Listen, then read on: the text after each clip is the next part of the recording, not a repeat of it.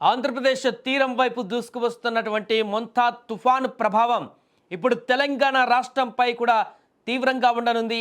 ఈ తుఫాన్ కారణంగా రాష్ట్రంలోని పలు జిల్లాలలో మంగళవారం, బుధవారం భారీ నుంచి అతి భారీ వర్షాలు కురిసే అవకాశం ఉందని హైదరాబాద్ వాతావరణ శాఖ తీవ్ర హెచ్చరికలు జారీ చేసింది.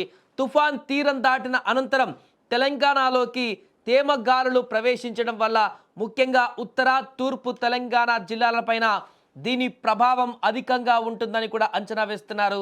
ముఖ్యంగా తూర్పు, ఉత్తర తెలంగాణ జిల్లాలపైన తుఫాను ప్రభావం అత్యధికంగా ఉంటుందంటూ కూడా స్పష్టం చేసింది. దీంతో తెలంగాణలో కూడా పలు జిల్లాలలో వర్షాలు కనిపించేటువంటి అవకాశం ఉంది.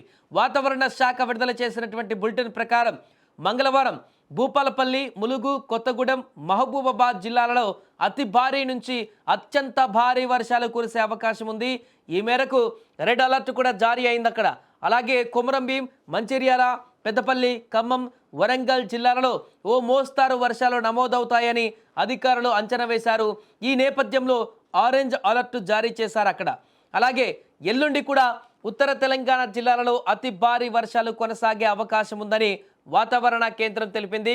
ఆదిలాబాద్, కొమరంభీం, మంచిర్యాల, నిర్మల్, పెద్దపల్లి, ములుగు, భూపాలపల్లి జిల్లాలలో భారీ వర్షపాతం నమోదయ్యేటువంటి సూచనలు ఉన్నాయని కూడా తెలిపింది.